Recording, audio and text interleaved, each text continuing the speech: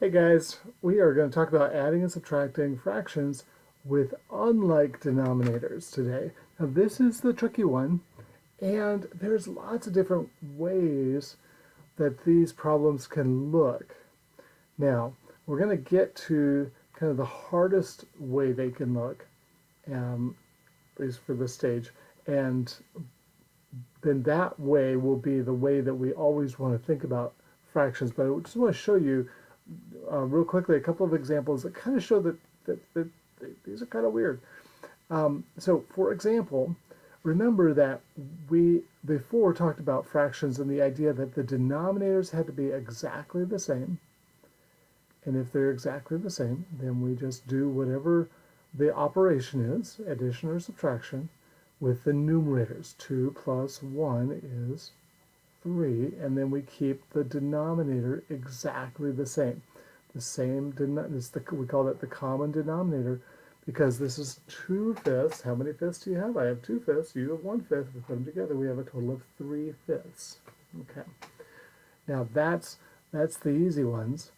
What if we have 2/3 plus 1/5? They're not exactly the same. This is a 3, this is a 5. We're trying to add apples and oranges. That's what's going on here. And so we can't do this. So we have to do something to these fractions to make the denominators the same. And what we're going to do is we're going to multiply them. Well, again, this is the easy example or the simple example. We multiply them by each other. 3 times 5 and 5 times 3. Because if we do that, they'll become the same. 5 times 3 is 15. 3 times 5 is 15. And these become the same thing. Now, normally when you're doing a math problem, you're not just allowed to say, I don't like this number, let's multiply it by something else before I do the operations. But in a fraction, you can, because we have this rule that whatever you do to the denominator or the bottom part of a fraction, you have to do to the top, the numerator. So if I multiply the denominator by 5, I multiply the numerator by 5. If I multiply the denominator by 3, I multiply the numerator by 3.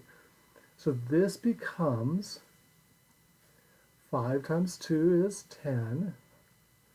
5 times 3 is 15, 10 fifteenths. Notice that 10 fifteenths is a fraction that can be reduced to 2/3. So 10 fifteenths and 2/3 are equivalent fractions. Plus 1 times 3 is 3. 5 times 3 is 15. And 3 fifteenths can be reduced to 1/5, and so 3 fifteenths and 1/5 are equivalent fractions. Now we have a new problem here, and this problem is the same old problem. It's two equivalent fractions being added together, but the denominators are exactly alike, 15 and 15, so we can add the numerators. 10 plus 3 is 13.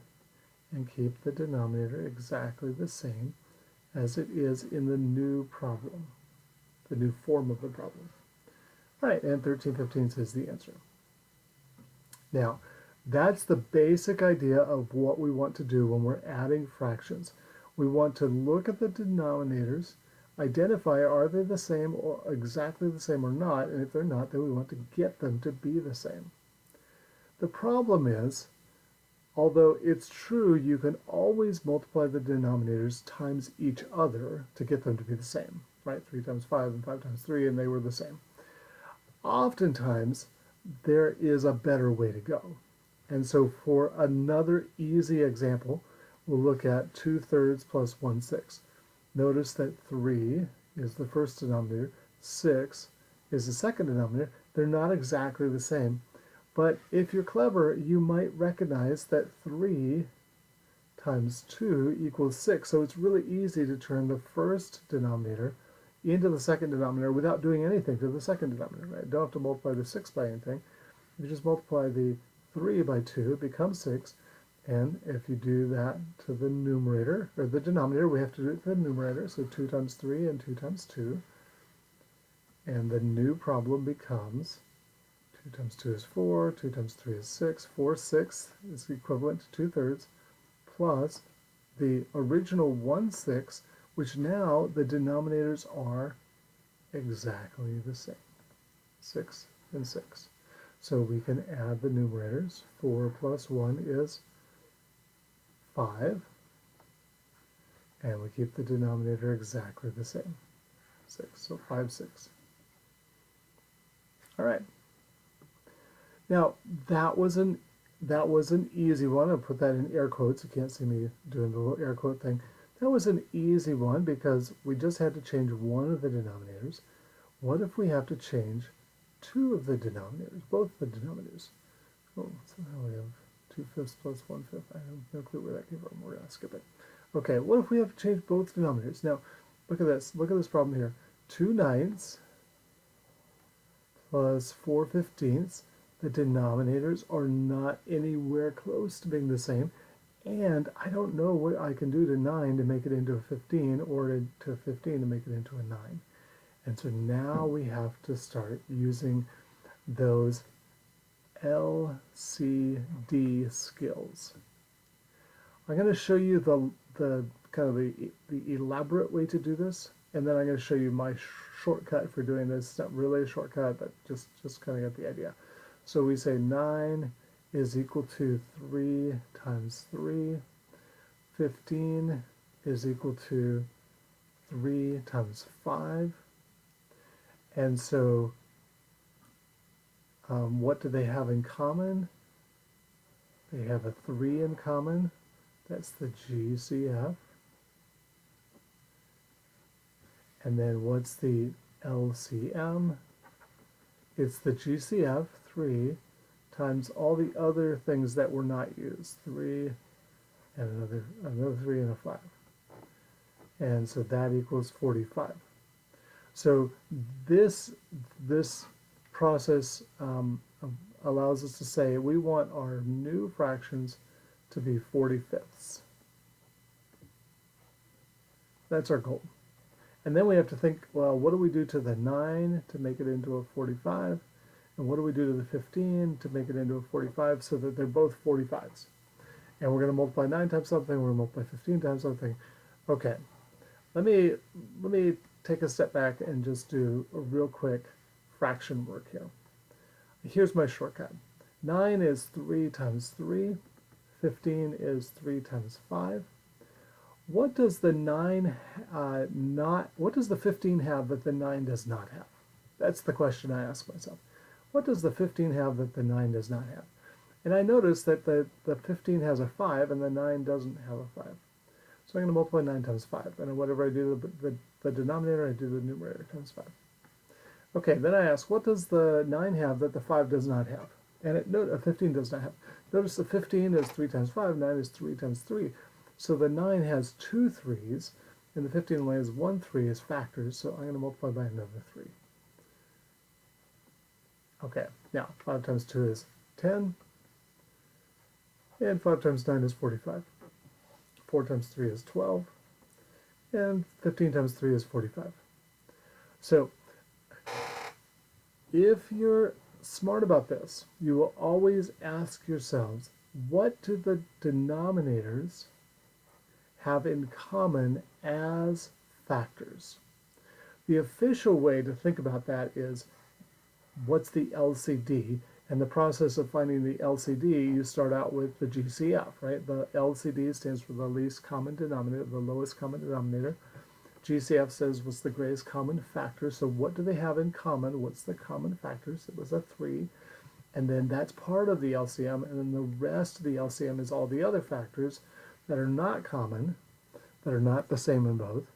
And then we figure out which ones are missing, and that's what we multiply each denominator by, the missing factors, the parts of the LCD that are missing. Okay, so that's a lot of jargon, a lot of language there, a lot of writing it all out. But if you just do it this way, I think it's fairly easy to see. What's the 9 made up of? 3 times 3. What's the 15 made up of? 3 times 5. What is each one missing that the other one has? And that's what we're going to multiply the denominators by.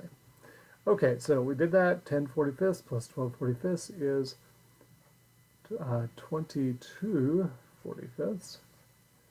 Now remember, when we're doing fractions, we always have to think about is it possible that this new fraction can be reduced? And the answer in this case is no. 22 is 11 times 2, and 45, of course, is 9 times 5, or 3 times 3 times 5. So there's no factors in common, so 22/45 is the final answer. It's actually not that common for these answers to be reducible. It's hard to make up problems where you can reduce the fractions, but it is something that can happen, so we have to always check. Okay, there we have it. That's the big one. That is the big deal. If you can do that, you can do anything with addition or subtraction of fractions.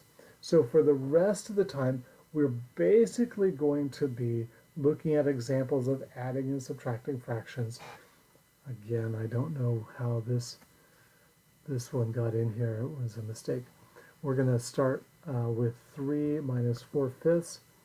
I wanted to show you one of these problems because I think these are a really good this is a really good example of a trick question. 3 minus 4/5. Notice that the first number is not a fraction. It's not even a fraction. So how are we going to get the LCD, the least common denominator? So in this case, you need to remember that 3 is really a number that can be written as a fraction if we put it over 1. 3 over 1 minus 4 over 5. And then we think, is 1 and 5, are they the same? No, they're not the same, but it's easy to make that 1 into a 5 by multiplying by 5. Whatever we multiply the denominator by, we have to multiply the numerator by. And so we end up with 3 times 5 is 15, 1 times 5 is 5, 15/5, which is 3, 15 divided by 3 is 5 is 3, minus 4/5, and then 15/5 minus 4/5 is 11/5, and that's how we do these ones. Now, let's take a moment here and acknowledge that there was another way we could have done this. I don't want you to do this, but we could have said 3 minus 4/5. We can borrow one from the 3 and make it a 2, and we could say 2 plus 5/5 minus 4/5. This is an old way of doing it when we used to mess around with mixed numbers. Mixed numbers have a whole number part and a fraction part. And then the answer would have been 2 and 1/5. Okay, you may remember doing that. That was grade school. That's really useful when you're counting pennies or slices of pie or things like that. It's not very useful. It's actually counterproductive when we get into algebra. It's better to keep numbers in improper form. We call this improper form. Doesn't mean it's bad. It just means that the numerator is bigger than the denominator. And so it could be written as a mixed number, but we would rather, right, a mixed number has a whole number part and a fraction part, but we would rather keep our answers in improper form, and so we're going to start practicing that. It actually simplifies things for us, makes things a lot easier in the future and even now, because we don't have to think about two different kinds of numbers. So let's just go with that. Okay, here's one. Let's see. It's not going off the page for you. We're just going to do a bunch of practice problems, and then we have a couple of evaluate and solve problems at the end. All right, so let's just go through this. If you would like to, you can hit pause and try this yourself. This is a really good opportunity. We don't have any more surprises except that we're going to kick some subtraction in here from now on. Okay, so let's do this one. 2x minus, oh my goodness, I can't talk at all. 2x over 21 minus 5 over 12. And notice the first thing we look at, even before we start worrying about that 2x, is we just look at the denominators. Are the denominators the same? And 21 and 12 are not the same, even though they're the same digits, reversed. 21 is, I'm going to use my shortcut, 21 is 3 times 7, and 12 is, I'm going to do a little trick here, 3 times 4. Do you notice the trick I did there?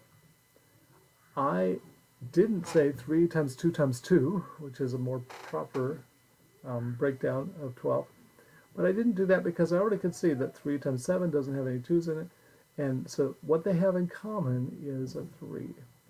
So if I can identify that mentally, or if I write out the prime factorization, however you need to do it, you need to identify the GCF. What do they have in common?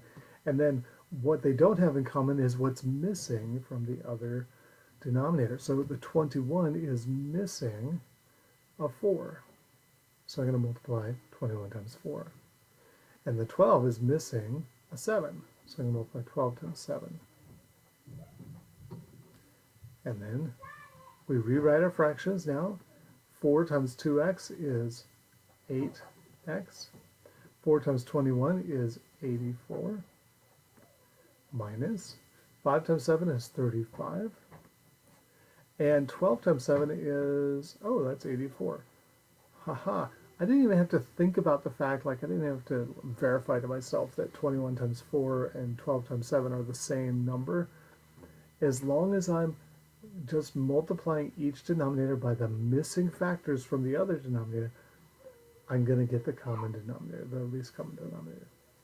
All right, so the denominators are the same, exactly the same, 84 and 84. I can subtract the numerators. What is 8x minus 35? Well, it turns out that's an algebra expression that we can't simplify. So we'll just keep it as an algebra expression, 8x minus 35. Can't do anything with it. But the denominator is exactly the same as our new denominator. It's 84. And that is the answer. Is that okay? Can we have a fraction that has an algebraic expression in the numerator? You bet we can. There's nothing wrong with that. Let's do the next one. 2a over 13 plus 5a over 3. Look at the denominators, 13 and 3. Well, 13 is, well, that's prime, 1 times 13. And 3 is also prime, 1 times 3. So they're each missing the other denominator. There's nothing else we can do. So we're going to multiply 3 times 13. And if we're going to do that, we have to multiply the numerator by 3. We're going to multiply that denominator of 3 times 13. If we do that, we'll multiply the numerator by 13 also. That gives us 6a over 39 plus, let's see, 65a over 39. Are the denominators the same? They're exactly the same. We can add the numerators. What is 6a plus 65a? Well, that's 71a over the exact same denominator, 39. Now, here is one really good reason we don't like mixed numbers. What is 71a over 39? How many times does 39 go into 71a? Well, we have no way of knowing. And until we know what 71 times a is, I can't answer that question. So it would be a really bad idea to try to change this into a mixed number with that variable in there when I don't know what the variable stands for. So this is one of the reasons that we eschew mixed numbers as we move into algebra. All right, let's look at the next one. 2/15 plus 4/5 minus 2/3. Is it a problem that we have 3 fractions that we're adding or subtracting? It turns out, no, not a problem at all. We're going to look at the denominators just like always. 15, not exactly the same as 5, which is not exactly the same as 3. Now you can probably tell what we need to do here, but I'm going to break that 15 apart. It is 3 times 5. And so notice that the 5 in my second denominator is missing a 3. So I'll rectify that by multiplying the denominator and the numerator both by 3. And the 3 in our third denominator is missing a 5. So again, I'll rectify that by multiplying by 5 in the numerator and the denominator. And then I'll rewrite the problem. And this step is so important. You have to rewrite the problem. You can't try to work this out without doing that. So we had 2/15. We didn't have to change the first fraction. And then 12/15. And then 10/15. The denominators are all exactly the same. They're all 15. So we can add or subtract the numerators. So we have 2 plus 12 is 14, minus 10 is 4. And we'll keep the denominator exactly the same. 4/15. And there we have it. All right, let's do one more like this, and we'll do it a little bit faster. 1/4 minus 1/8 minus 1/16. That's a lot of ones being subtracted. Seems like it should be pretty easy. But of course, we can't do anything with that until we look at the denominators. 4, 8, 16. Sometimes it's helpful to look at the largest denominator. Let's just say I didn't do that. Let's say I looked at the first one. Well, 4 is 2 times 2. 8 is 2 times 4, which is 2 times 2. And 16 is 2 times 8, which is 2 times 4, which is 2 times 2. So the first denominator has 2 2's, the second one 3 2's, the third one 4 2's. So we want the denominator to be the one with the most 2's. We want them all to be 16's. So we're going to multiply the first denominator, 4 times 2 2's, or 4. So 4 times 4 is 16. And then we want the second one times 2, because 8 times 2 is 16. And then the last one, we don't have to do anything. We pretend we're multiplying by 1 if we wanted to. And so we are left with, we get 4 times 1 is 4. 4 times 4 is 16. Minus 2 times 1 is 2. 8 times 2 is 16. Minus 1/16. So we have 3 common denominators, 16, 16, 16, all exactly the same. So we'll add or subtract the numerators. 4 minus 2 minus 1, which is what? 4 minus 2 is 2, minus 1 is 1/16. So it turns out 1/4 minus 1/8 minus 1/16 is 1/16 left over. Okay, now let's do the evaluation question. We'll do a lot more of these in the next section, but for now, all we're saying is if I tell you what x equals, and it happens to be a fraction, and I tell you what y equals, and it happens to be a fraction, then you can set up one of these questions with just an algebraic expression. So I just say 2x minus y, and you can say, oh, well, that means 2 times 2/3, because x is 2/3, minus 3/4, because y is 3/4. Notice, for convenience and also to help me kind of keep track of what's going on, I am going to put my x and my y in parentheses. I just want to make sure that I'm not missing any operations associated with multiplication when I replace the variables with the numbers. So that's what I did there, and now I can see this is not 2 2/3, it's 2 times 2/3. 2 times 2/3, remember, you do the 2 over 1, and so we're multiplying fractions, we just do 2 over 1. I'll write that here, 2 over 1 times 2 over 3. And so order of operations, we do the multiplication bit first before we do the subtraction. So 2 times 2 is 4, and 1 times 3 is 3. So we have 4/3 minus 3/4. Now you probably don't even need to break the denominators down. Obviously they're not equal to each other.